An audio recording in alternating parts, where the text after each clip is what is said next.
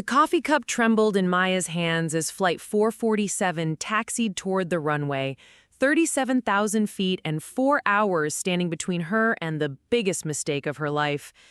She'd sworn she wouldn't let her brother get under her skin again, wouldn't let his casual cruelty chip away at the armor she'd spent years building around her heart.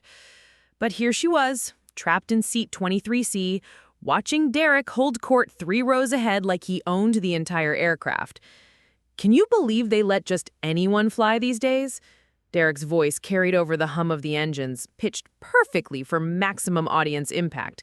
He gestured broadly with his whiskey tumbler, the amber liquid catching the overhead lights as he regaled his seatmates with another story Maya had heard a dozen times before.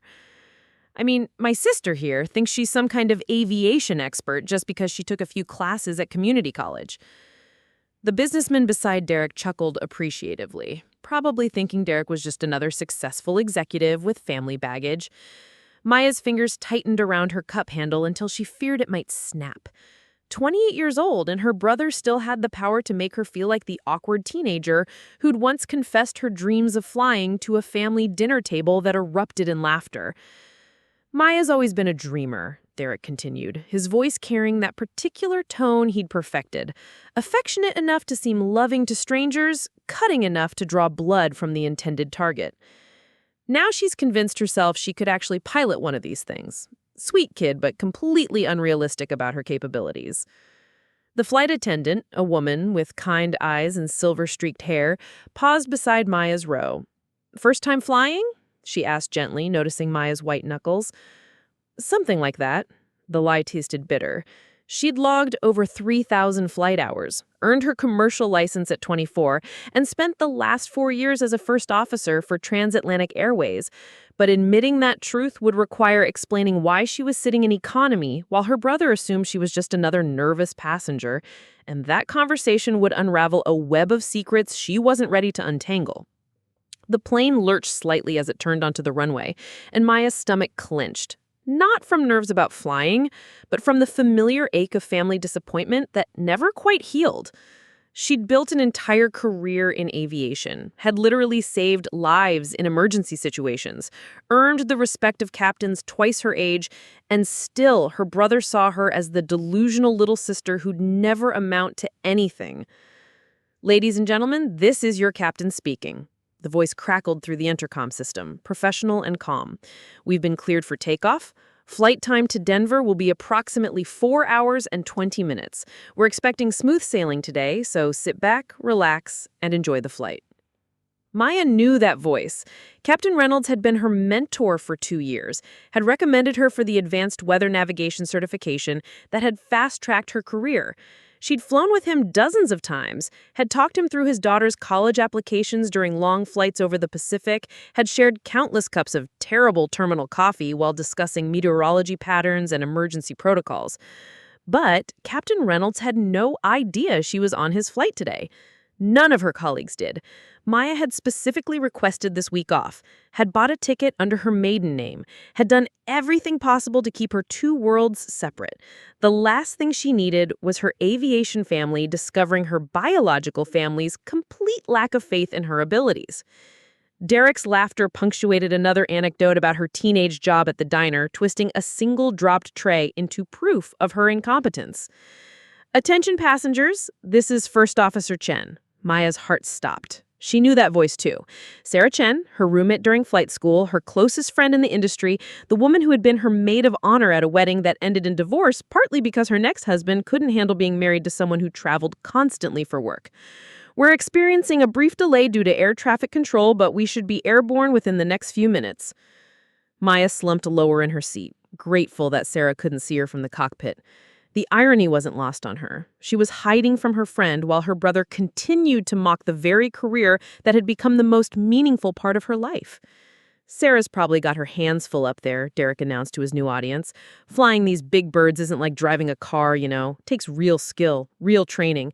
My sister always thought it looked easy, watching movies and whatnot. She even bought one of those flight simulator games for her computer. Cute, right? Like playing video games could prepare you for the real thing." Exactly! Derek's voice rose with excitement at finding a kindred spirit. Maya never understood that. She's working some dead-end office job now, still talking about taking flying lessons someday. At her age? I keep telling her she needs to be realistic about her limitations. Maya's vision blurred, and she pressed her face against the small window to hide the tears threatening to spill. Below, ground crews guided planes across the tarmac like a carefully choreographed dance, each movement precise and purposeful. She'd been part of that dance for years, had felt the incredible rush of lifting hundreds of souls into the sky, had experienced the profound responsibility that came with holding lives in your hands at 40,000 feet. But her family knew none of this. The engines roared to life, that familiar sound that had become as comforting as a lullaby. Maya closed her eyes and let the vibration wash over her, remembering her first time in a cockpit, the moment when all the scattered pieces of her life had suddenly clicked into place. Captain Morrison, gruff and intimidating, had looked at her skeptically during her interview. "Why do you want to fly?" he'd asked. Maya had fumbled through an answer about adventure and travel, but he'd shaken his head. Wrong answer. Try again. She'd sat in silence for a long moment, then said, "Because when I'm up there, I'm not the person everyone expects me to be. I'm the person I actually am." Captain Morrison had smiled then, the first genuine expression she'd seen from him. Now that's the right answer. The plane began its taxi toward the runway, and Maya felt that familiar flutter of anticipation. Even as a passenger, takeoff still thrilled her. The moment when tons of metal and humanity defied gravity, when the earth fell away and infinite possibilities stretched ahead like an open sky. "Here we go," Derek announced dramatically. "Hope everyone said their prayers. Maya here is probably terrified. She's working carsick on winding roads. Can you imagine how she'd handle actual turbulence?" Maya bit her lip hard enough to taste copper. She'd flown through Category 4 hurricane remnants, had navigated ice storms that grounded other flights, had once executed an emergency landing in zero visibility that earned her a commendation from the FAA. But her family knew only the 12-year-old who'd thrown up during a family road trip to the Grand Canyon.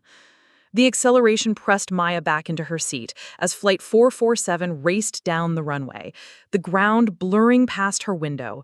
She felt the exact moment when the wheels left the tarmac, that miraculous instant of transition from earthbound to airborne. Despite everything, she smiled. This never got old. "Ladies and gentlemen, we are now airborne.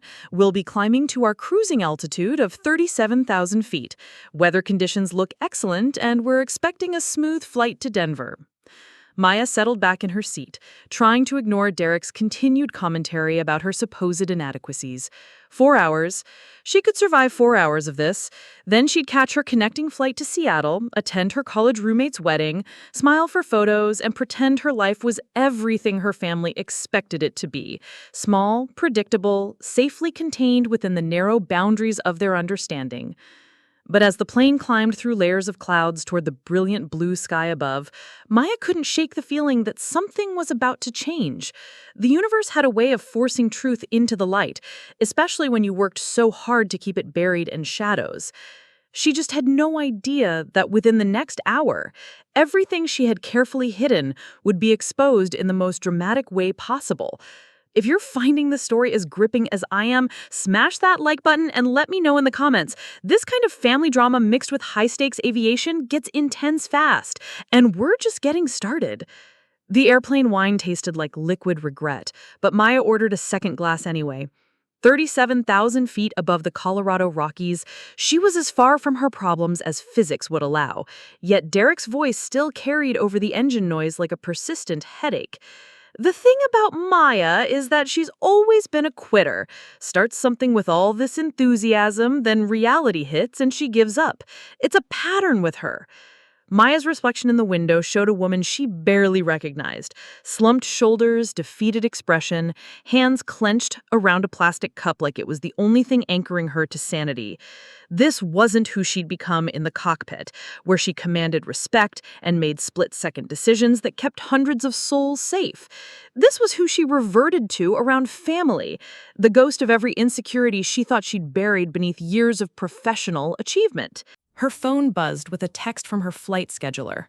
Maya, need you to cover the red-eye to Frankfurt tomorrow. Captain Mitchell specifically requested you for the weather system we're tracking. Your instincts saved her bacon last month on that emergency descent. The message should have filled her with pride, but instead it felt like evidence of a double life she was too cowardly to defend. Remember when she wanted to be a doctor? Derek continued, warming to his theme. Spent 2 semesters pre-med before she figured out she couldn't handle the sight of blood. Then it was law school for about 5 minutes until she realized how much reading was involved. Always looking for the easy path. That's Maya.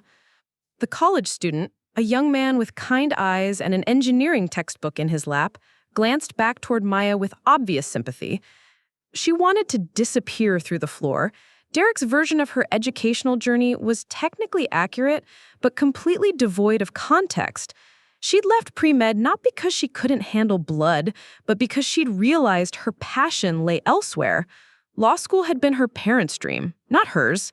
Every course change had been a step toward finding herself, but to Derek, it was just another example of her instability. "Excuse me," the flight attendant, with silver-streaked hair, appeared beside Maya's row again, her expression concerned. "Are you feeling all right? You look a little pale." Maya forced another brittle smile. "Just tired. Long day." The woman, her name tag read Patricia, studied Maya's face with the keen eye of someone who'd spent decades reading passengers' moods. "You know, I've been flying for 32 years, and I can usually tell when someone is more familiar with planes than they're letting on. The way you automatically adjusted your seat for takeoff, how you barely flinched when we hit that air pocket 10 minutes ago, you've done this before." Maya's heart hammered against her ribs. "I fly for work sometimes, business trips." Another lie, bitter and unnecessary.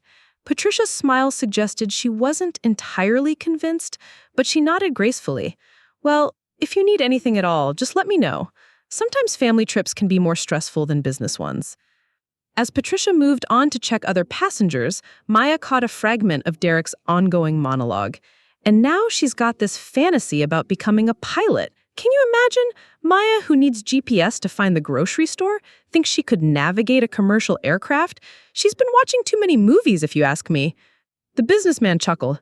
"Well, at least she has an active imagination." Active is one word for it. Delusional might be more accurate. Maya closed her eyes and let the steady thrum of the engines wash over her. Remembering the first time she'd taken controls of a Boeing 737, Captain Rodriguez had been testing her readiness for solo flights, deliberately throwing every challenge he could think of in her direction. Sudden weather changes, equipment failures, difficult passengers. She'd handled each scenario with growing confidence until he'd finally sat back in his seat with a satisfied nod. "Chen," he used her maiden name. "I've been flying for 25 years, and I've seen a lot of natural pilots. You've got something special. The instincts can't be taught, and you've got them in spades." That conversation had taken place 3 years ago, but Maya could still remember every word, the way her chest had swelled with pride, the moment she'd finally felt like she'd found her tribe. Her aviation family understood her in ways her blood family never would. They saw her competence, her dedication, her growing expertise. They trusted her with their lives and the lives of hundreds of passengers. So why was she sitting here letting Derek's ignorance tear her down? The answer hit her like unexpected turbulence, because part of her still believed he might be right. Despite all her achievements, all the evidence of her capabilities, some deep part of her psyche remained convinced she was just playing dress-up in a pilot's uniform, that eventually everyone would see through her act and realize she didn't belong in the cockpit. Imposter syndrome, her therapist had called it during their sessions following her divorce. The persistent feeling that success was undeserved, that any moment someone would discover you were a fraud. Maya had thought she'd overcome it, but apparently family had a way of excavating old insecurities, like archaeologists digging up buried bones. Her phone buzzed again. this time with a message from Sarah Chen, her co-pilot and closest friend in the industry. Just heard about your week off. Hope you're getting some rest. Flew with Captain Peterson yesterday, and he was asking about your thoughts on the new weather radar systems. Says you're the best he's worked with for reading atmospheric conditions. Maya stared at the message, feeling like she was living in parallel dimensions. In one world, she was a respected professional whose insights were valued by veteran pilots. In the other, she was Derek's perpetually disappointing sister who couldn't stick with anything long enough to succeed. You know what the funniest part is? Derek's voice had taken on that particular tone he got when he thought he was being profound. Maya actually thinks she understands aviation. She'll see a plane fly over and start talking about flight paths and wind patterns, like she has any clue what she's talking about. It's actually kind of sad watching someone live in such complete denial about their limitations. The young engineering student looked increasingly uncomfortable. Maybe she just finds it interesting? Lots of people are fascinated by how planes work. Derek waved dismissively. There's a difference between casual interest and delusion. Maya can't tell the difference between reading Wikipedia articles and actual expertise. She's always been that way. A little knowledge makes her think she's an expert. Maya's grip tightened on her wine glass until she feared it might shatter. If Derek only knew that she could identify aircraft types by their engine sounds alone, that she'd memorized weather patterns across 6 continents, that she'd logged more flight hours than many commercial pilots twice her age. But revealing that knowledge would require explaining why she'd hidden her career from her family, and that conversation would open wounds she wasn't ready to examine. The deception had started small but grown into an elaborate web of lies about corporate consulting and business travel. And now she was stuck, too proud to admit she'd been deceiving them, too hurt by their lack of faith to reveal the truth, too insecure to believe they'd react with anything other than skepticism even if she did come clean. Her ex-husband, James, had understood none of this. "Just tell them," he'd said during one of their final arguments. "Stop letting your brother's opinion matter so much. You're a grown woman with an incredible career. Act like it." But James had come from a family that celebrated each other's achievements, that offered unconditional support and encouragement. He couldn't comprehend what it felt like to grow up in a household where dreams were treated as childish fantasies to be gently discouraged, where ambition was viewed with suspicion rather than pride. The plane had a patch of mild turbulence, causing some passengers to grip their armrests nervously. Maya automatically checked the wing flex, noted the pilot's smooth corrections, felt the subtle adjustments in engine pressure that indicated they were navigating around a small weather disturbance. These observations were as natural as breathing, ingrained after thousands of hours in cockpits. "Whoa, that was a big one," Derek announced dramatically. "Maya's probably freaking out right now. She gets airsick really easily. Remember that trip to Disney World when she was 14? Threw up 3 times on Space Mountain." Maya wanted to scream that she'd flown through weather that would have grounded lesser pilots, that she'd navigated Category 3 hurricane conditions while maintaining perfect passenger comfort, that the tiny bump they'd just experienced wouldn't even register on her personal turbulence scale. Instead, she sat in silence, watching clouds drift past her window like ghosts of all the things she couldn't say. Her phone lit up with another message, this one from Captain Reynolds himself. "Maya, hope you're enjoying your time off. Quick question. Do you remember those atmospheric pressure readings we discussed last month? I'm looking at a similar pattern on our Denver route and could use your perspective when you're back." The irony was crushing. Captain Reynolds was literally flying this plane, was 30 feet away from her, and had no idea she was aboard. He valued my professional judgment enough to text me during his flight, yet I was hiding from him like a criminal. Maya closed her eyes and tried to center herself, to remember who she was beyond Derek's narrow definition. She was First Officer Maya Chen, holder of an airline transport pilot license, certified for both domestic and international routes. She'd completed advanced training in weather navigation, emergency procedures, and crew resource management. She'd been commended by the FAA for her handling of a hydraulic failure over the Pacific. She'd mentored junior pilots, had spoken at aviation conferences, and had earned the respect of colleagues who trusted her with their lives. But somehow, surrounded by the familiar sounds of an aircraft in cruise flight, listening to her brother systematically demolish her character for the entertainment of strangers, All of that felt like someone else's life, a story she'd made up to feel better about herself. The psychological term for it was family systems theory, the idea that people regress to childhood roles when surrounded by their original family unit. Maya had studied it in college psychology courses, had recognized the pattern intellectually, but experiencing it was something else entirely. Around Derek, she reverted to the insecure little sister who never measured up. She thought about calling her supervisor, Captain Williams, who'd become something of a mentor over the past year. Williams had a way of cutting through self-doubt with surgical precision, of reminding Maya exactly who she was and what she'd accomplished. But that would mean admitting she was falling apart over family drama, and Maya had worked too hard to build her reputation as unflappable and professional. The thing is, Derek was saying, his voice carrying that false sympathy that made Maya's skin crawl. I worry about Maya. She's 30 years old and still hasn't figured out what she wants to do with her life. All these false starts, all these abandoned dreams. I keep hoping she'll find something realistic, something she can actually stick with. The engineering student shifted uncomfortably in his seat. Maybe she just hasn't found the right opportunity yet. Derek's laugh was indulgent, but cruel. Trust me, I know my sister. She's a dreamer, not a doer. Always has been, always will be. Some people are built for big adventures, and some people are built for smaller lives. Maya just needs to accept which category she falls into. Maya felt something crack inside her chest. Smaller lives, that's what Derek envisioned for her. She thought about the night she'd earned her commercial license, how she'd call Derek to share the news, voice bubbling with excitement and pride. That's nice, Maya, he'd said, in the tone one might use to praise a child's finger painting. Just don't quit your day job. She'd hung up feeling deflated, her achievement somehow diminished by his casual dismissal. Derek had never understood that flying wasn't another false start. It was home. From the moment she'd first taken control of a small Cessna during an introductory flight, aviation had felt like coming home to a self she'd never known existed.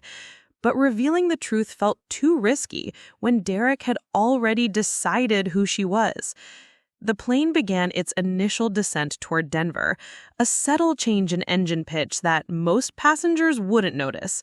Maya felt it immediately, her body attuned to the rhythms of flight after years of experience. Soon they'd be on the ground. She'd catch her connection to Seattle, and this nightmare would be over. But even as she tried to convince herself that escape was just an hour away, Maya couldn't shake the feeling that something fundamental was shifting, that the careful balance she'd maintained between her two lives was about to collapse spectacularly. She just had no idea how prophetic that feeling would prove to be. The first sign of trouble was subtle, a barely perceptible change in the engine's rhythm that made Maya's trained ear prick up like a hunting dog sensing prey. She'd been staring out the window, watching the Rocky Mountains spread below like a wrinkled brown blanket, when the port engine's pitch shifted by perhaps half a tone. Most passengers wouldn't notice such a minor variation, but Maya had spent thousands of hours listening to the mechanical heartbeat of commercial aircraft. Her body tensed involuntarily as she pressed her ear closer to the cabin wall, straining to isolate the sound. There, a slight irregularity in what should have been a perfectly consistent drone. It could be nothing, just normal operational adjustments as they began their descent into Denver airspace. But Maya's instincts, honed by years of experience and extensive training in abnormal procedures, were screaming that something wasn't right. Ladies and gentlemen, this is your captain speaking. Captain Reynolds' voice came through the intercom with that practiced calm that all commercial pilots perfected, designed to reassure passengers even in the face of potential problems. We're beginning our descent into Denver International Airport. We may experience some minor delays due to air traffic, so please remain seated with your seatbelts fastened." Maya frowned. She knew Reynolds well enough to detect the subtle strain beneath his professional composure. Air traffic delays didn't usually warrant cabin announcements during routine descents, and there was something in his tone, a tightness that suggested he was dealing with more than just scheduling issues. Derek, oblivious to any potential problems, was still regaling his audience with stories of Maya's supposed failures. "Oh, here's a good one," he announced, gesturing with his third whiskey of the flight. "Remember when Maya thought she could fix her own car, spent $200 on parts and tools, watched about 50 YouTube videos, and still had to call a tow truck when she couldn't get it started again?" The businessman laughed politely, but Maya noticed he was checking his phone with increasing frequency, perhaps picking up on the same subtle atmospheric tension that was making her skin crawl. Something was definitely wrong, and her exclusion from the cockpit where she belonged, where she could actually help, was becoming physically painful. Another announcement crackled through the cabin. "This is First Officer Chen. We're going to be making a slightly longer approach than usual due to weather conditions. Please ensure all carry-on items are properly stowed." Maya's heart stopped.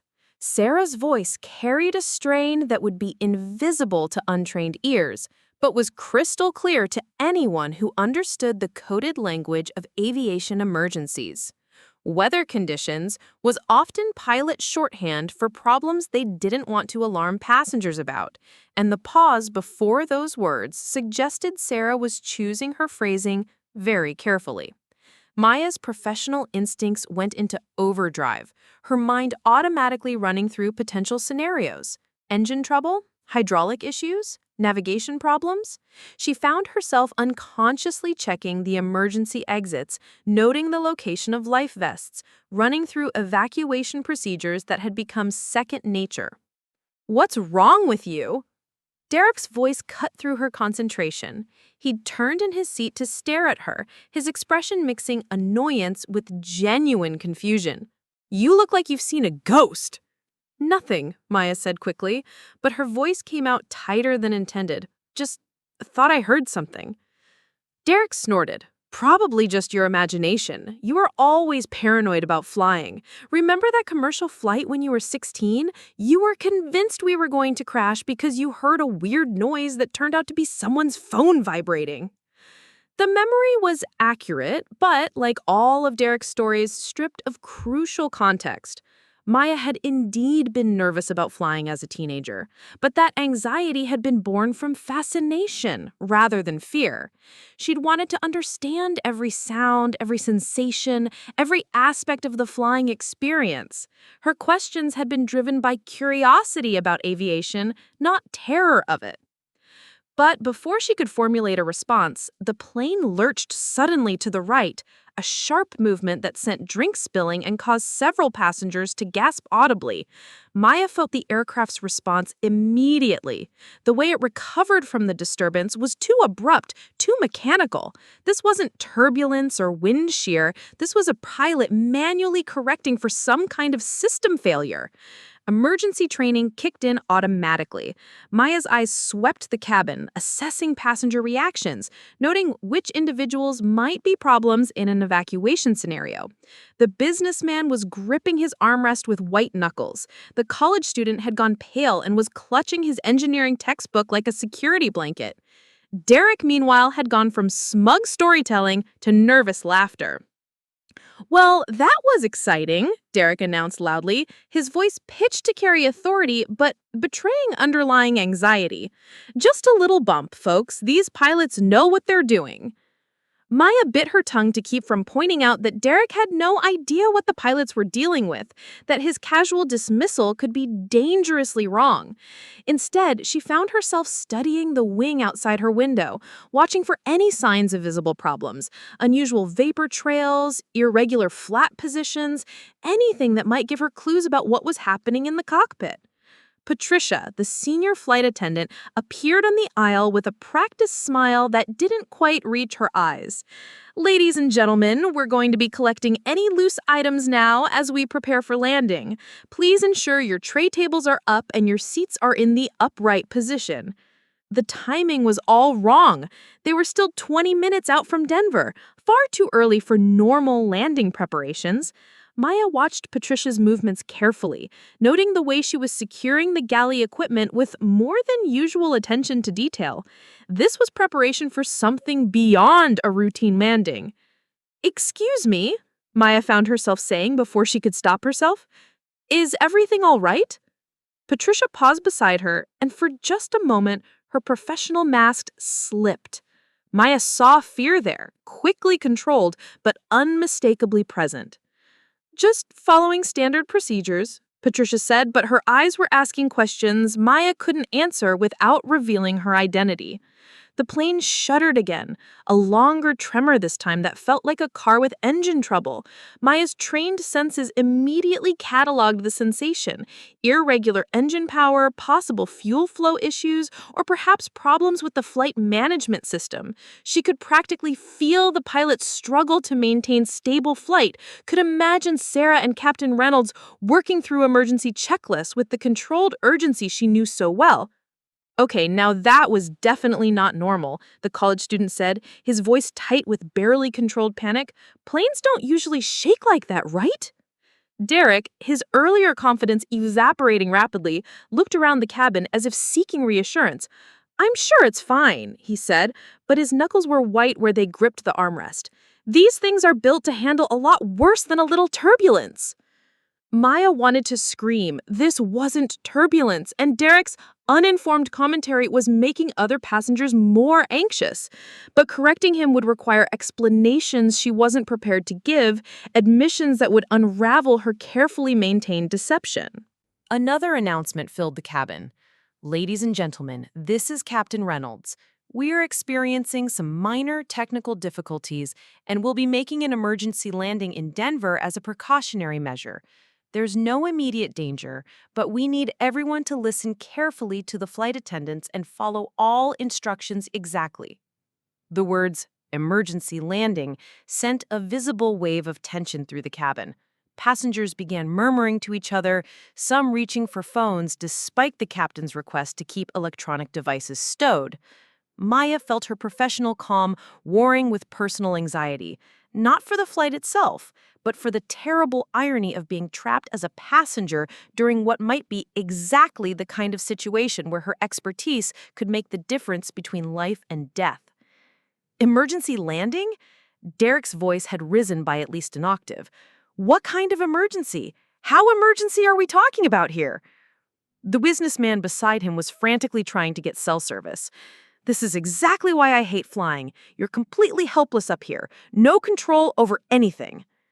Maya closed her eyes, fighting the urge to take charge of the situation, to use her training to calm passengers and assist the crew. But doing so would require revealing her identity, and she wasn't sure she could handle Derek's reaction on top of everything else. The psychological toll of maintaining her deception while watching a potential crisis unfold was becoming unbearable. Patricia was now moving through the cabin with practiced efficiency, checking that passengers had followed landing preparations. But Maya could see the tension in her shoulders, the way she was counting heads and assessing the situation with the keen eye of someone who'd been through emergency training countless times. "Miss," Maya called out softly as Patricia passed her row again, "how bad is it really?" Patricia glanced around, ensuring other passengers weren't listening, then leaned down slightly. "I've been flying for 32 years, and I've seen a lot of different situations. This one, well, let's just say the captain is taking every precaution available to him." The carefully neutral phrasing told Maya everything she needed to know. This wasn't a minor technical glitch or an abundance of caution. This was a legitimate emergency that required the full attention of an experienced flight crew, and they were dealing with it while maintaining the careful balance between passenger safety and passenger panic. Derek apparently overheard enough to increase his anxiety exponentially. "Precautions? What kind of precautions? Are we going to crash? I have a presentation tomorrow morning. I can't die in a plane crash. His words sent ripples of increased fear through nearby passengers, and Maya watched in horror as Derek's panic began to spread like a contagious disease. The college student was now hyperventilating slightly, the businessman was gripping his phone like a lifeline, and several other passengers were beginning to look around with wild eyes. "Sir, please remain calm," Patricia said firmly to Derek. "Panicking doesn't help anyone. We need everyone to stay seated and follow instructions." "Don't tell me to remain calm," Derek snapped back, his voice carrying throughout the cabin. "My sister is here, and she's terrified of flying, and now we're having some kind of emergency? This is exactly the kind of nightmare she was worried about." Maya felt heat flood her cheeks as nearby passengers turned to look at her with sympathy. Derek's version of her supposed terror was not only humiliating, but actively counterproductive in a situation that required calm and order. I wanted to disappear through the floor rather than endure the pitying looks of strangers who thought I was falling apart with fear. But then, something shifted inside her. Watching Derek spread panic through the cabin, seeing the genuine fear on other passengers' faces, observing Patricia's valiant efforts to maintain order, suddenly Maya's personal embarrassment seemed monumentally insignificant compared to the safety of everyone aboard Flight 447. She was a trained commercial pilot with thousands of hours of experience. She had extensive knowledge of emergency procedures, passenger management, and crisis psychology. She knew these aircraft systems better than most of the passengers knew their own cars. And she was sitting here worried about her family's opinion while people around her were genuinely afraid for their lives. "Actually," Maya said, her voice cutting through Derek's continued ranting with surprising authority, "panic is the most dangerous thing we can do right now." Derek stopped mid-sentence and stared at her. "What did you just say?"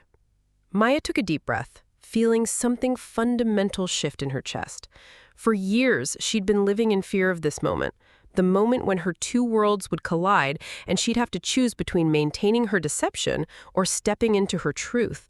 But sitting here, watching genuine fear spread through the cabin while she possessed knowledge that could help, the choice became crystal clear.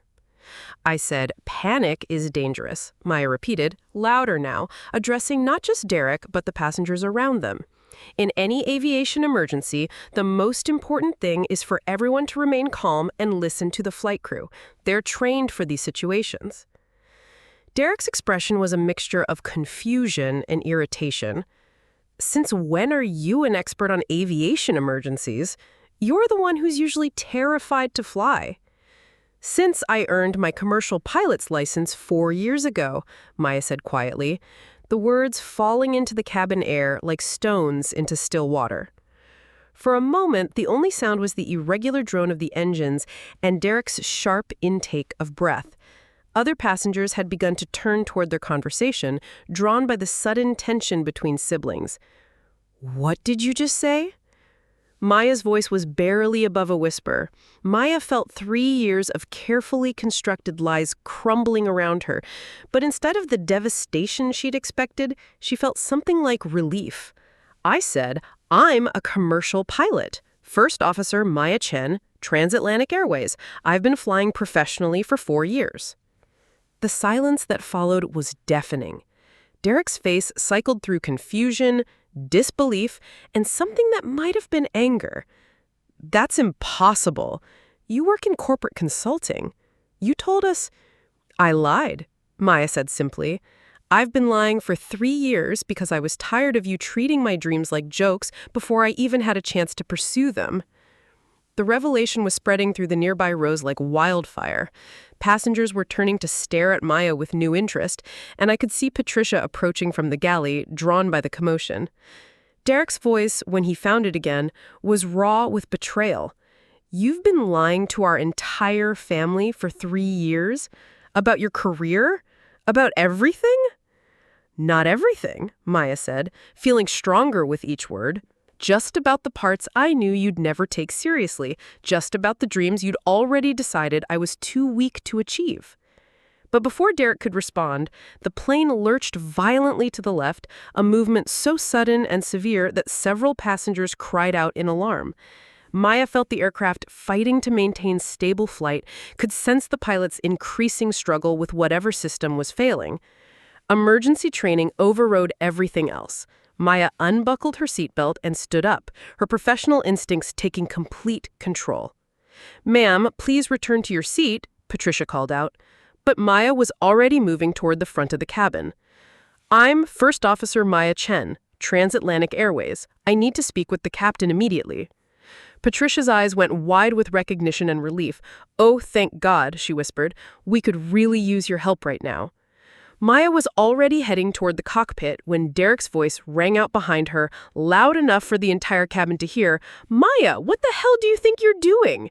She turned back to face her brother, and for the first time in years, she felt completely, authentically herself.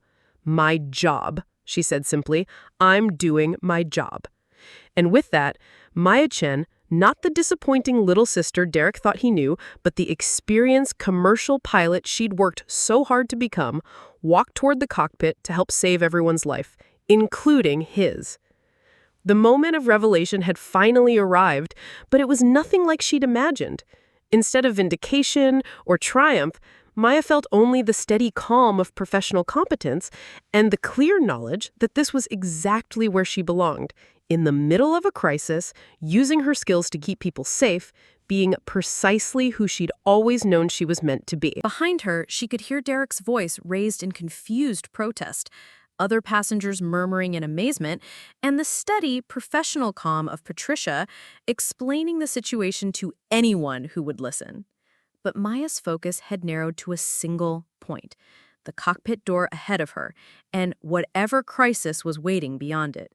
She was finally, completely, authentically herself, and it felt like coming home. We're halfway through this incredible story of hidden identity and family secrets, and trust me, you won't want to miss what happens next. Hit that subscribe button now so you don't miss any of these amazing true stories. Maya's emergency landing is about to get even more intense. The cockpit door opened to reveal controlled chaos. Captain Reynolds was hunched over his control panel, sweat beading on his forehead despite the cool cabin temperature, while Sarah Chen worked frantically through what appeared to be multiple emergency checklists. Warning lights bathed the cockpit in an ominous red glow, and the cacophony of alarms created a symphony of mechanical distress that Maya recognized immediately.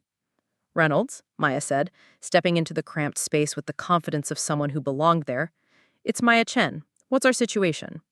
Reynolds' head snapped up, his eyes going wide with relief and disbelief. "Maya? What the hell are you doing on my flight?"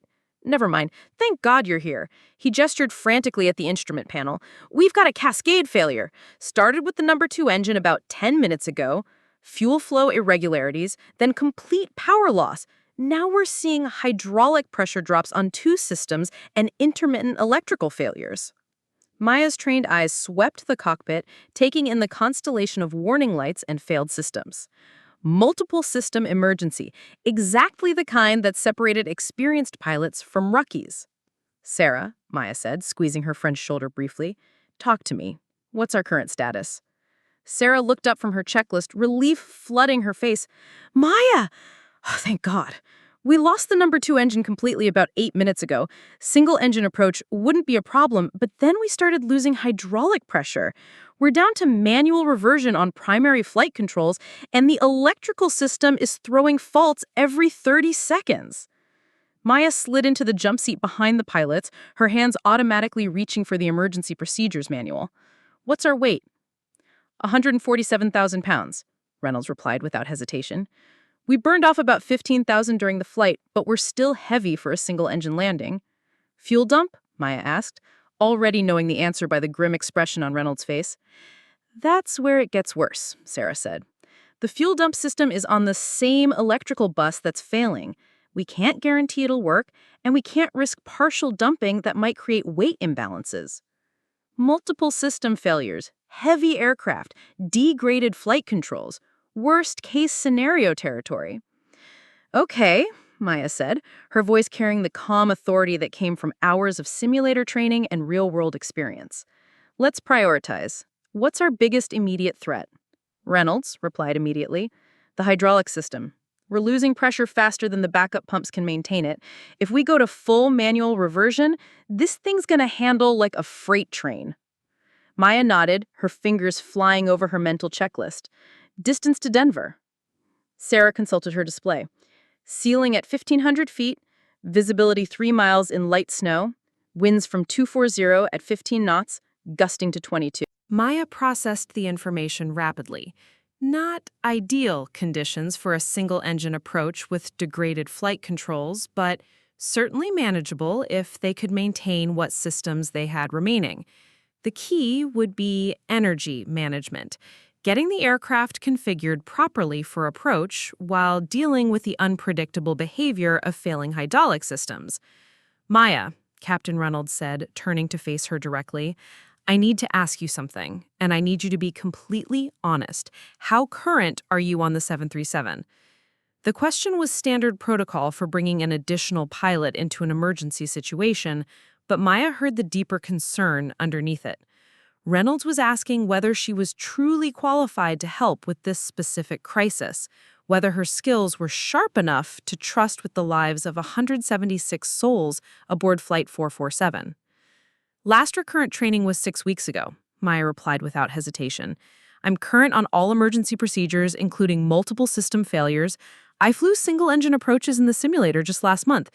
She paused, meeting his eyes directly. Captain, I can do this. Reynolds studied her face for a moment, then nodded decisively. Good, because I need you in the right seat. Sarah, I need you to coordinate with ATC and work the cabin management. Maya, you're my co-pilot now. Maya felt a surge of mixed emotions. Professional pride at being trusted with such a critical role, gratitude that her expertise was finally being recognized, and a sharp pang of sadness that it had taken a potential disaster to reveal who she really was to the people who mattered most to her. But there was no time for emotional processing. Maya slipped into the right seat as Sarah moved to the jump seat, her hands finding the familiar controls with muscle memory developed over thousands of flight hours. The aircraft felt different through the controls, heavy and unresponsive, like flying with invisible weights attached to every surface. Talk to me about the electrical system, Maya said as she familiarized herself with the current configuration. Intermittent failures on the main bus.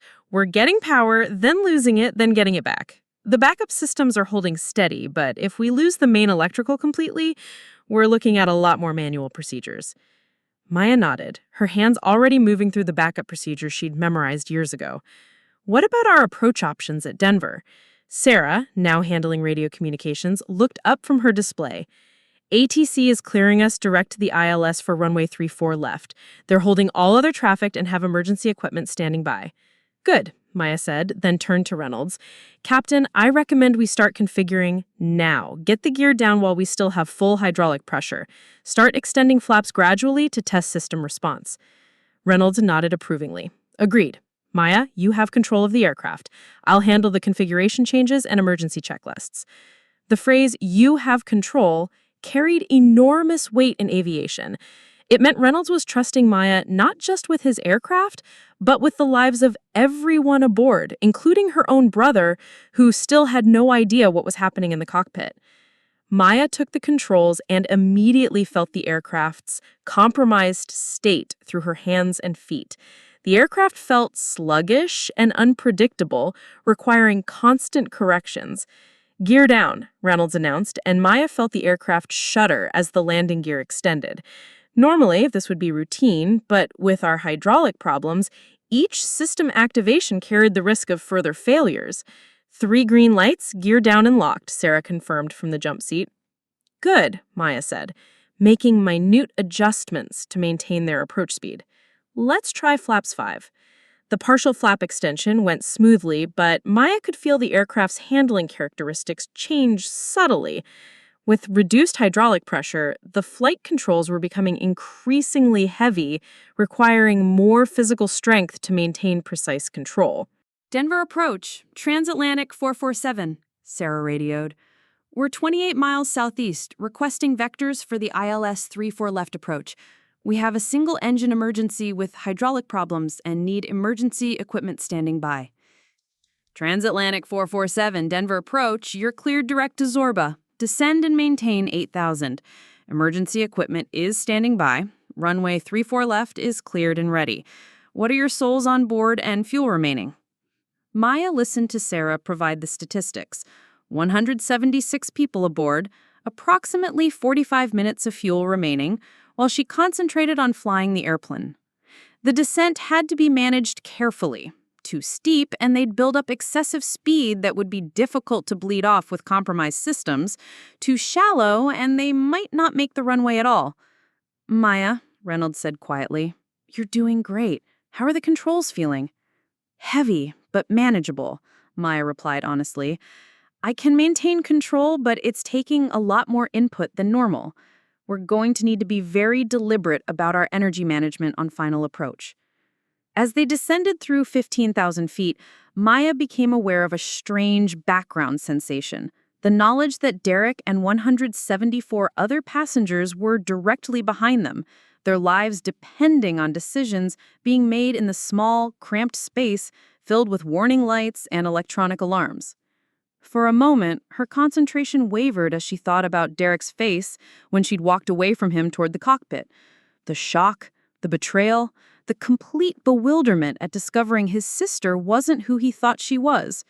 But then another hydraulic warning light illuminated, and Maya's attention snapped back to the immediate crisis. We're getting pressure fluctuations on the remaining hydraulic system, Reynolds reported grimly. It's holding for now, but trending downward. Maya felt her chest tighten. If they lost the second hydraulic system completely, they'd be flying on manual reversion. Doable, but requiring enormous physical strength and making precise control extremely difficult. More importantly, it would eliminate their ability to use normal wheel brakes after landing, requiring the emergency brake system and significantly increasing their stopping distance. How much runway do we have? 12,000 feet. Should be plenty, even with manual reversion, but we'll need to nail our approach speed. Maya nodded, running quick calculations in her head. With their current weight and single-engine configuration, they needed to cross the runway threshold at exactly 143 knots. Too fast, and they'd float down the runway, potentially running out of stopping distance. Too slow, and they might not make the runway at all. Denver approach, Transatlantic 447 is with you, level 8,000, Sarah radioed. Transatlantic 447, turn left heading 270, descend and maintain 6,000. You're 15 miles from Zorba, cleared for the ILS runway 34 left approach. Maya banked the aircraft gently to the left, feeling the controls respond sluggishly to her inputs. Every movement had to be deliberate and smooth. The compromised hydraulic systems couldn't compensate for abrupt control inputs the way they normally would. Talk to me about the cabin, Maya said to Reynolds. How are the passengers handling this? Reynolds glanced at the cabin communication panel.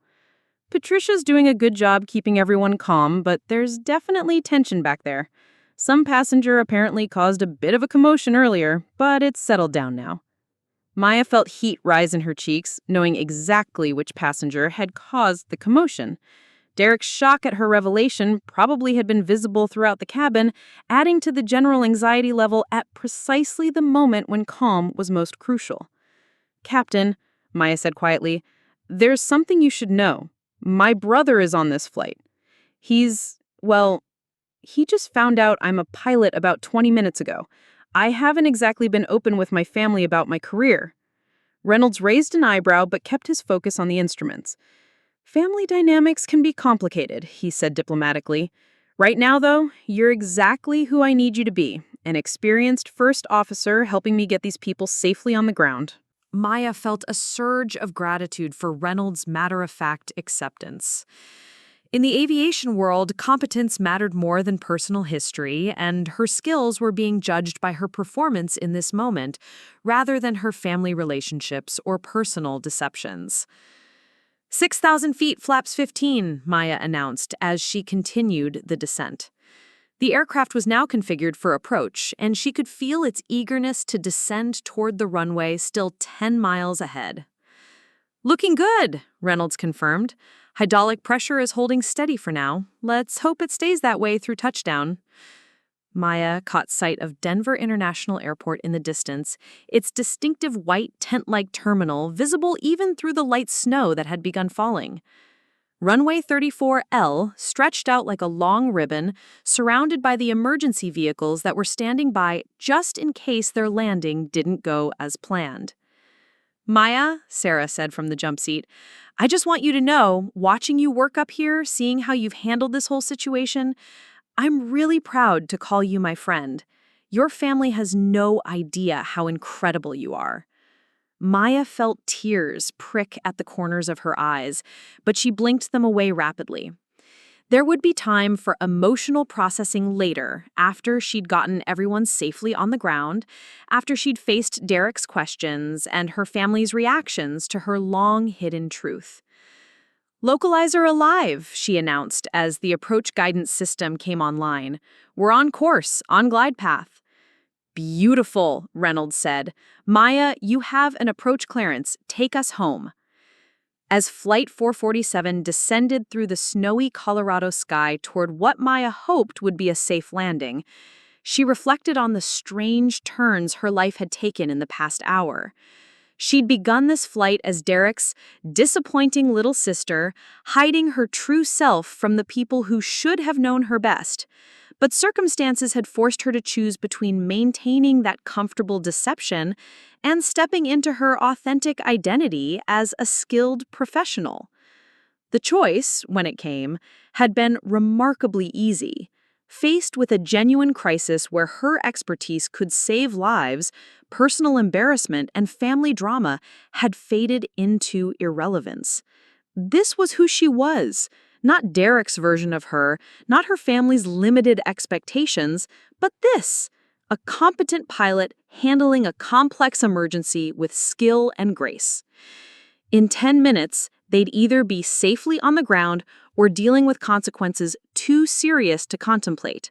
But either way, Maya Chen, First Officer Maya Chen, would face whatever came next as her complete, authentic self. She was finally, fully, exactly who she'd always known she was meant to be. And for the first time in years, that felt like enough.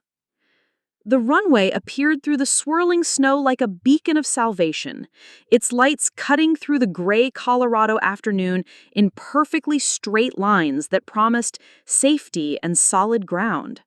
Maya's hands were steady on the controls, despite the enormous weight of responsibility pressing down on her shoulders.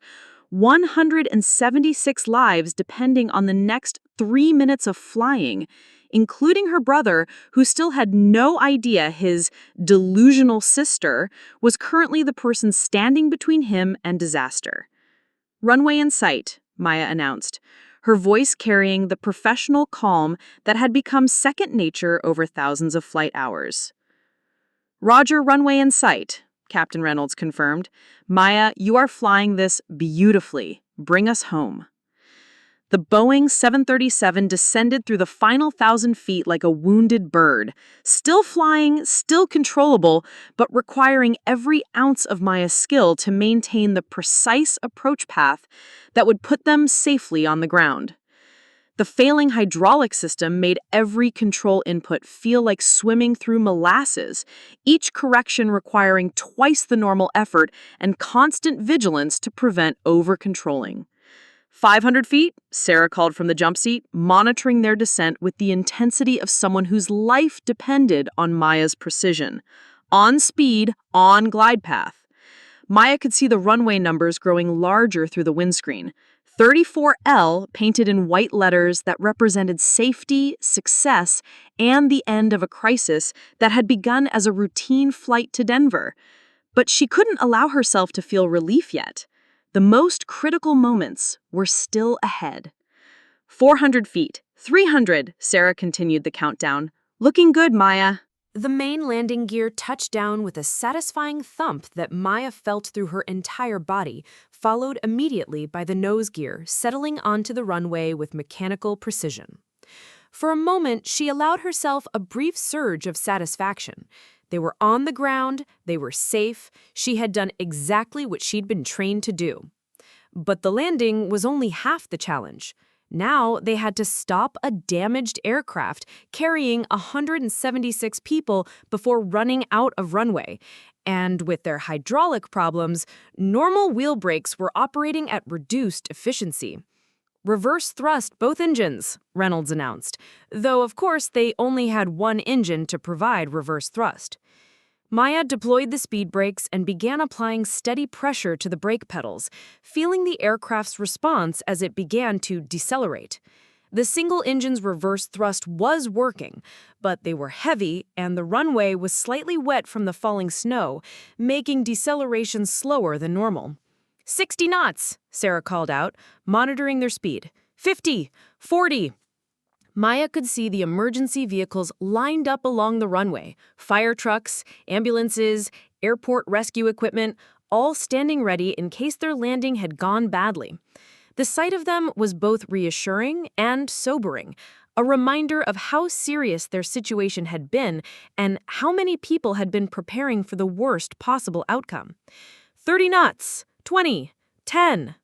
Flight 447 rolled to a complete stop 3/4 of the way down runway 34L with plenty of room to spare. Maya sat back in her seat and for the first time in an hour allowed herself to breathe normally. They had done it. Everyone was safe. "Denver ground, transatlantic 447, came the voice from air traffic control. "Outstanding job, crew. Emergency vehicles are standing by. Do you need assistance taxiing to the gate?" "Denver ground, transatlantic 447, Sarah replied, her voice carrying obvious relief. "We're stopped on the runway, all souls safe. We'll need a tow to the gate. Our hydraulic situation makes taxiing inadvisable." Maya looked over at Captain Reynolds, who was running through post-landing checklists with the methodical precision that had made him one of the airline's most respected captains. His face showed the exhaustion of someone who had guided an aircraft through a potentially fatal emergency, but also the quiet satisfaction of a job well done. "Maya, that was some of the finest flying I've seen in 25 years of commercial aviation. You saved this airplane and everyone on it." Maya felt tears threaten for the second time that day, but these were different tears, not the frustrated emotion of family conflict, but the deep satisfaction of professional recognition and personal validation. "We saved it, Captain. We all did what we were trained to do." "No," Reynolds said firmly. "Sarah and I were managing the crisis, but you were flying the airplane. That landing, in those conditions, with those system failures, that was exceptional piloting." Before Maya could respond, the intercom crackled to life with Reynolds addressing the cabin. "Ladies and gentlemen, this is your captain. We are safely on the ground at Denver International Airport. We'll be towing to the gate as a precautionary measure, and I want to thank everyone for remaining calm during our emergency. I also want to recognize the outstanding performance of First Officer Maya Chen, who stepped in to assist during our crisis and helped bring everyone home safely." Maya's heart stopped.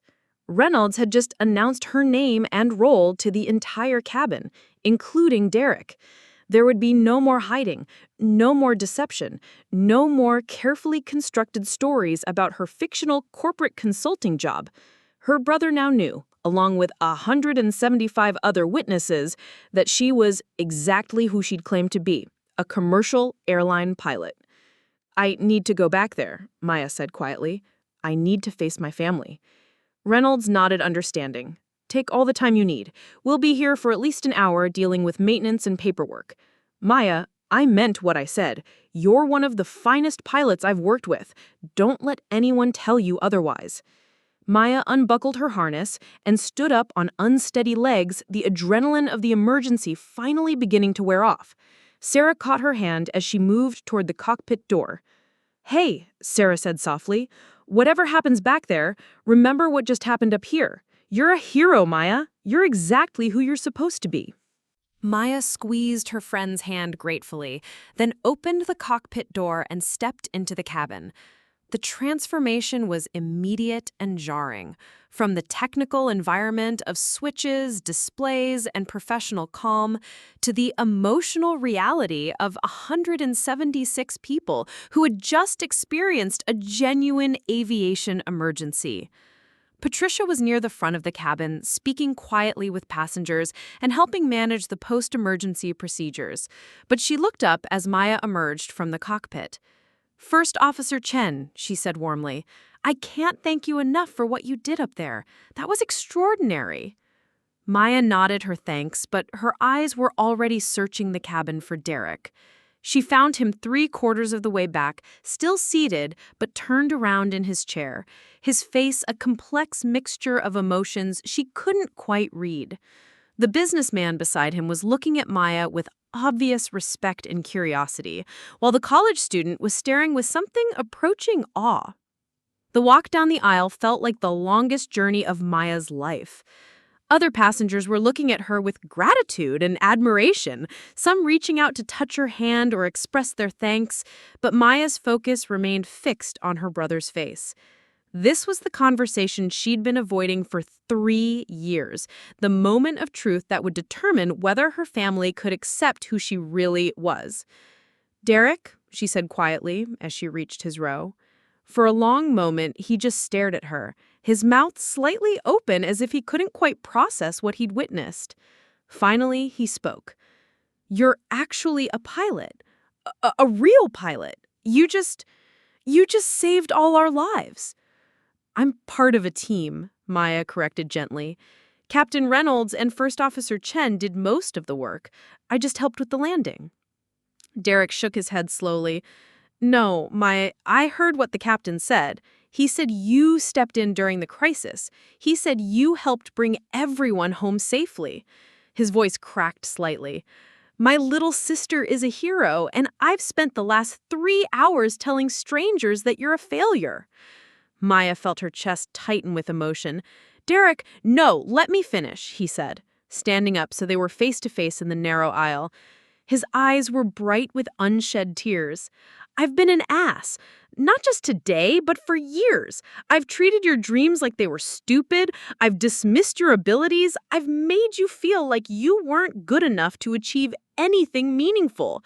And the whole time, you were out there saving lives and being incredible, and I was too arrogant and stupid to see it." Maya had imagined this conversation countless times over the past 3 years, had rehearsed arguments and justifications and explanations for her deception, but she'd never imagined it would happen like this, with Derek's complete, humble acknowledgement of his mistakes and her own unexpected ability to forgive. "I should have told you," Maya said quietly. "I should have trusted that you'd be proud of me eventually." "Why didn't you?" Derek asked. "Why hide something so amazing?" Maya thought about all the ways she could answer that question. The years of casual dismissal, the pattern of treating her ambitions as unrealistic, the fear of being judged and found wanting by the people whose opinions mattered most to her. But standing in an airplane cabin full of people who were alive because of her skills, none of those explanations seemed sufficient. "Because I was afraid you'd react exactly the way you have been reacting. Because I needed to prove to myself that I could do it before I could risk having you tell me I couldn't." Derek was quiet for a long moment, absorbing the implications of her words. He said, "You made me feel like I couldn't trust you with your dreams.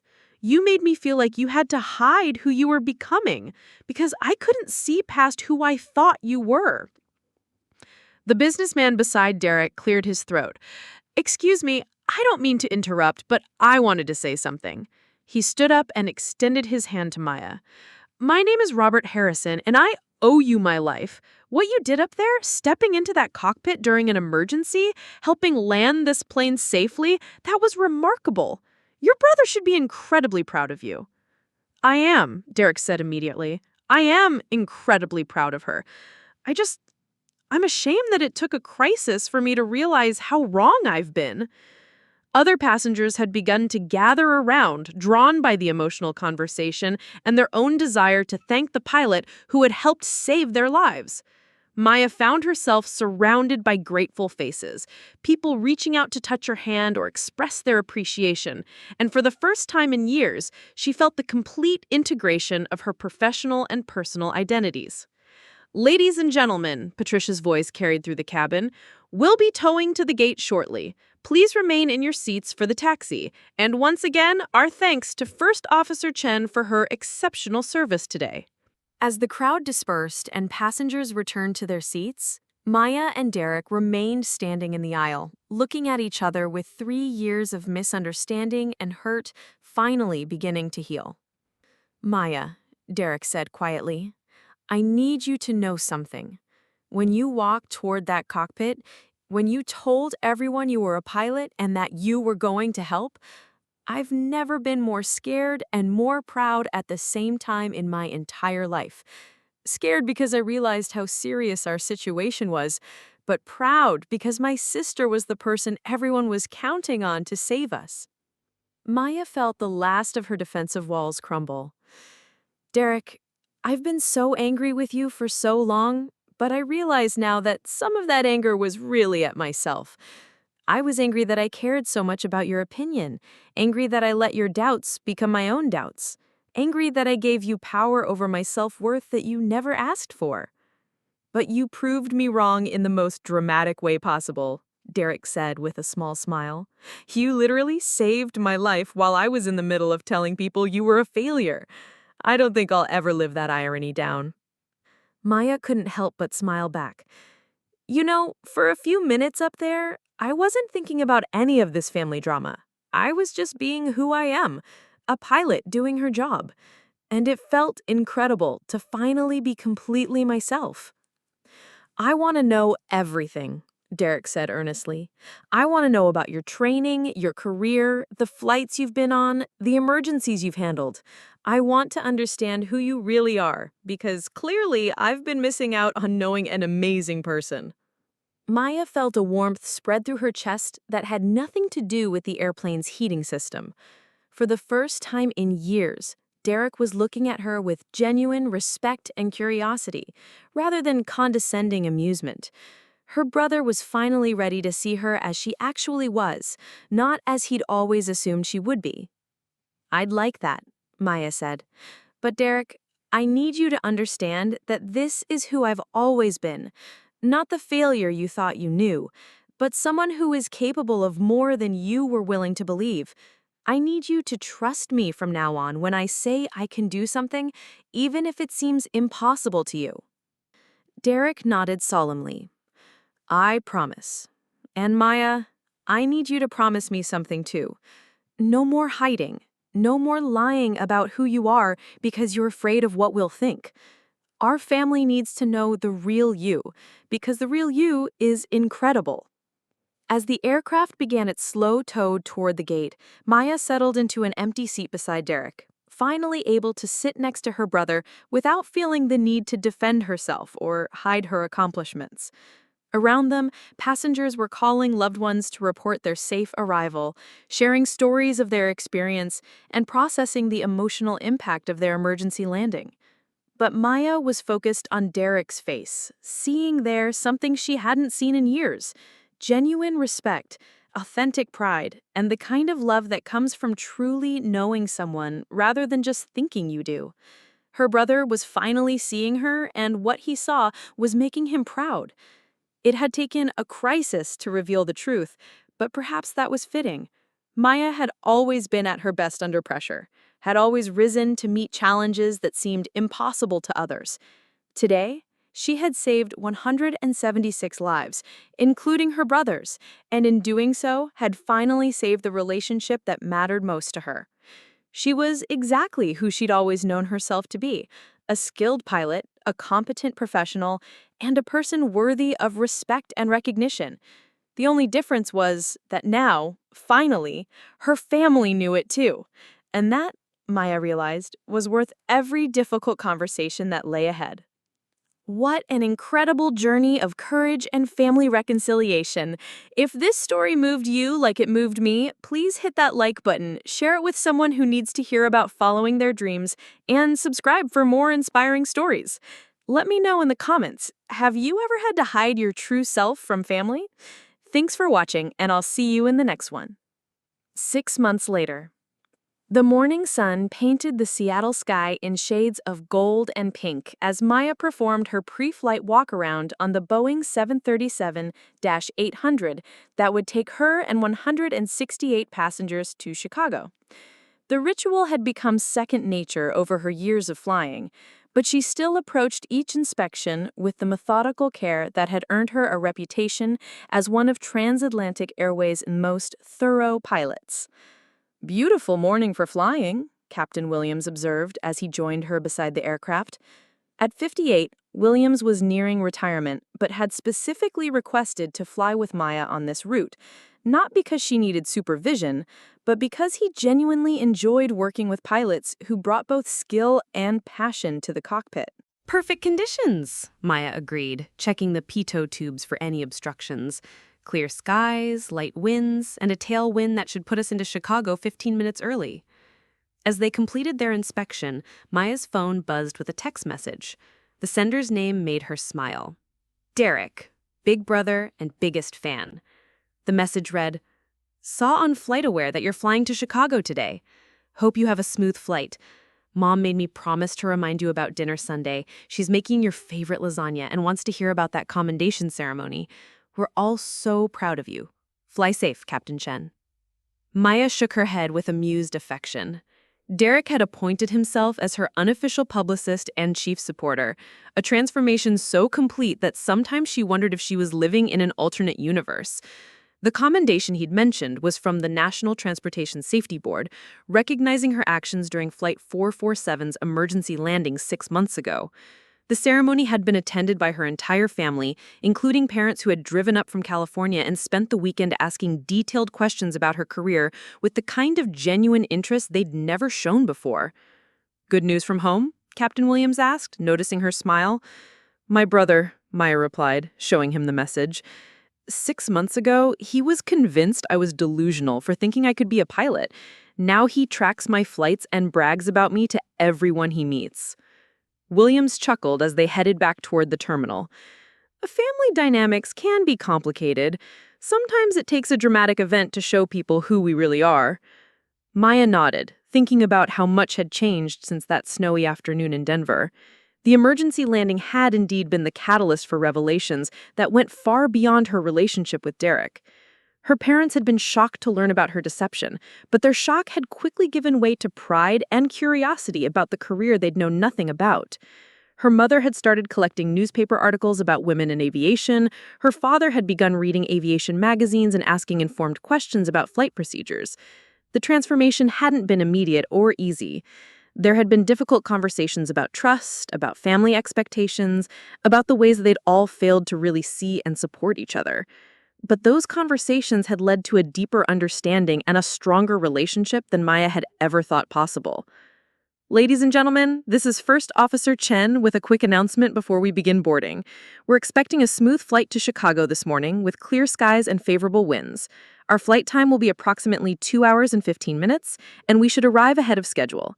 Thank you for choosing Transatlantic Airways." As passengers began boarding, Maya noticed a familiar face in the gate area.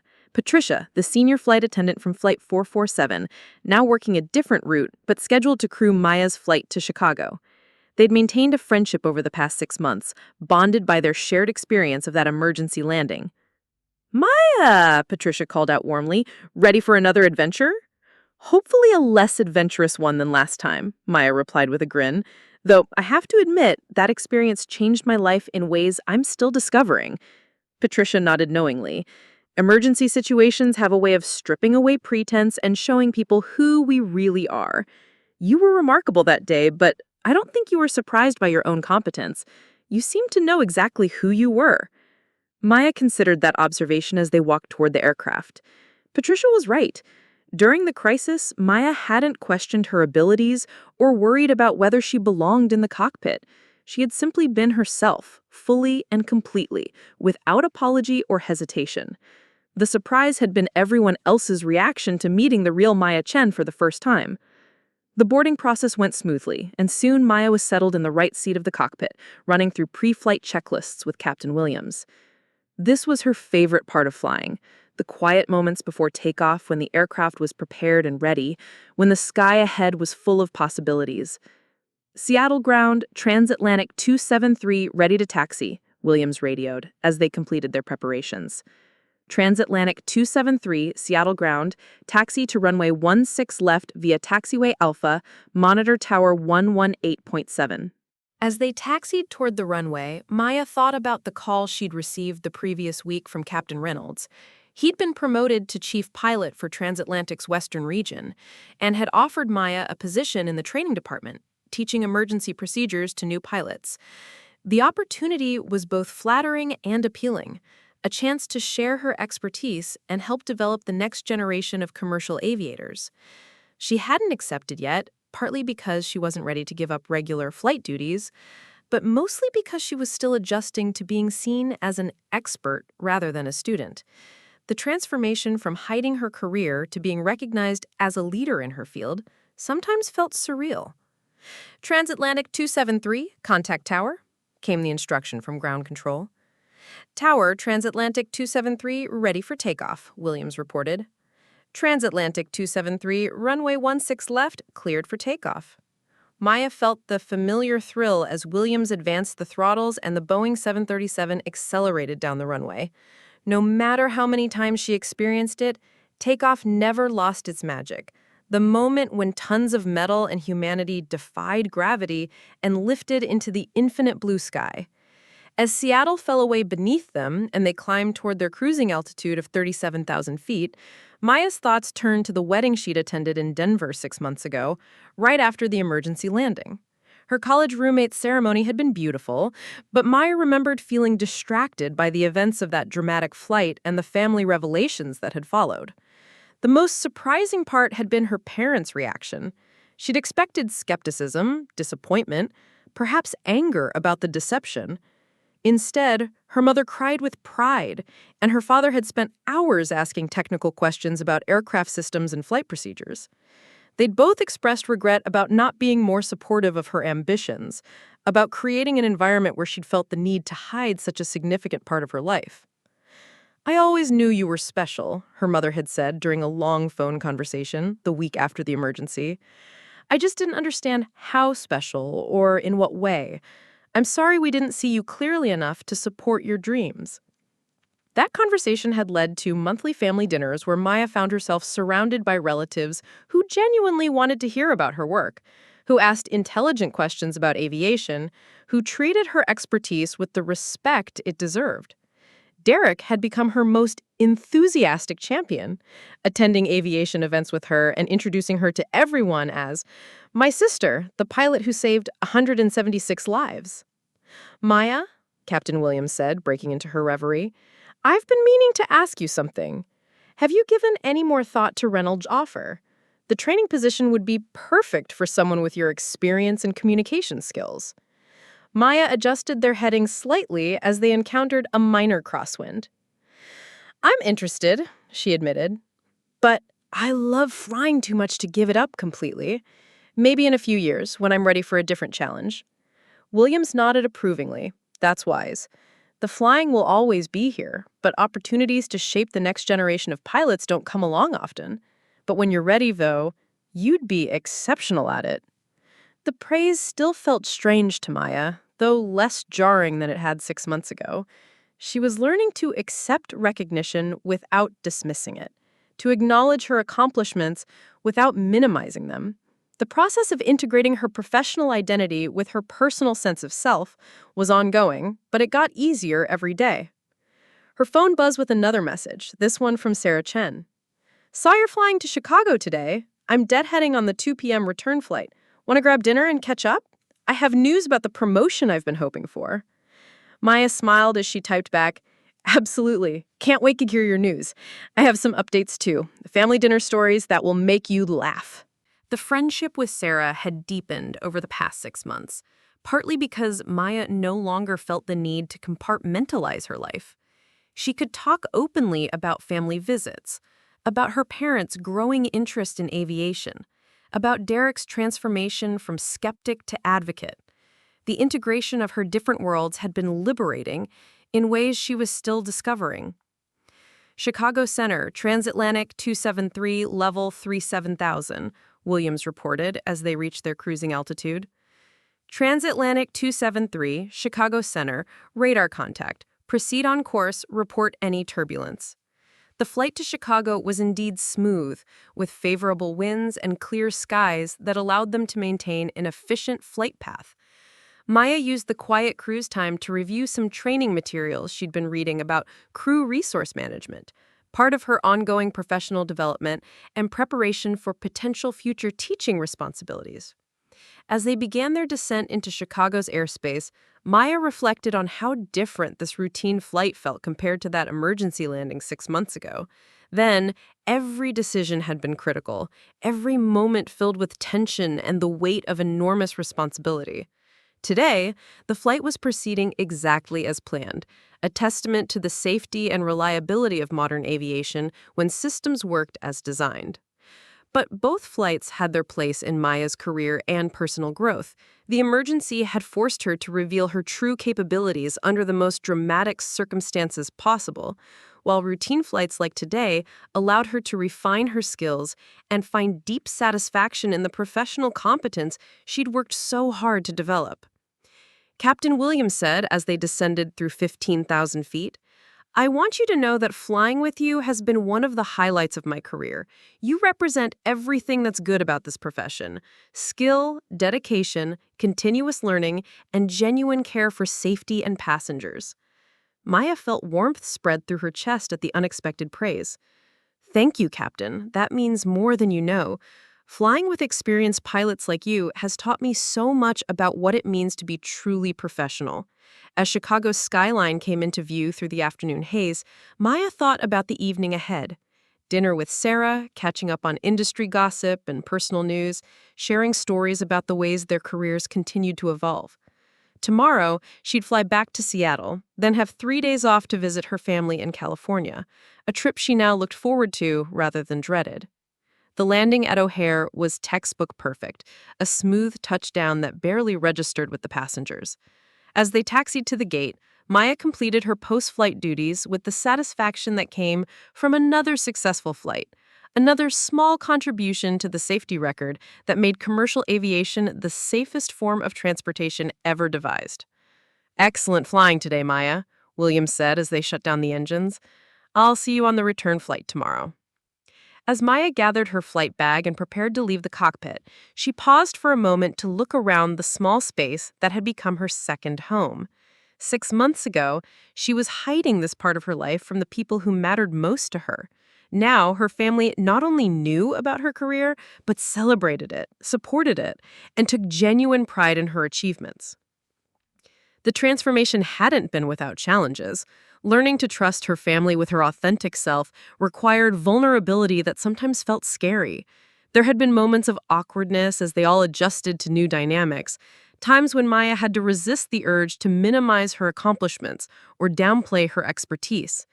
But those growing pains had been worth it for the deeper relationships that had emerged. Derek had become not just a brother, but a genuine friend who understood and appreciated who she really was. Her parents had evolved from skeptical observers to interested supporters who asked thoughtful questions and celebrated her milestones. The family dinners that once were sources of stress had become occasions for connection and mutual respect. Walking through the terminal toward her dinner with Sarah, Maya reflected on the unexpected ways that crisis could become catalyst for positive change. The emergency landing had been terrifying and potentially dangerous, but it had also been the moment when pretense became impossible and authenticity became necessary. She thought about the passengers from Flight 447, many of whom had sent thank you letters over the past 6 months. Several had included their families in the correspondence, sharing how the experience had changed their perspectives on risk, gratitude, and the importance of skilled professionals in all walks of life. One letter had particularly touched her, from the college student who had been so frightened during the emergency, but had gone on to change his major to aeronautical engineering, inspired by witnessing aviation professionals handle a crisis with such competence and grace. Those letters reminded Maya that her work had meaning beyond personal satisfaction or career advancement. Every flight she completed safely, every emergency she helped resolve, every student pilot she might eventually train, All of it contributed to a larger system that connected people across distances, made the world smaller, and demonstrated the incredible things humans could accomplish when they combined technical knowledge with professional dedication.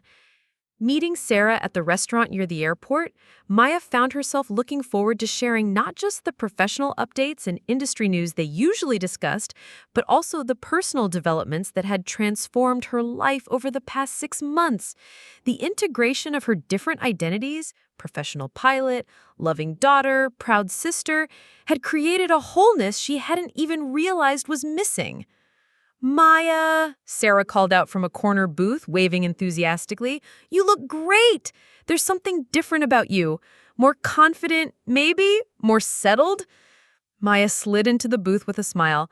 I feel more like myself than I have in years. It's amazing what happens when you stop hiding who you are from the people you love.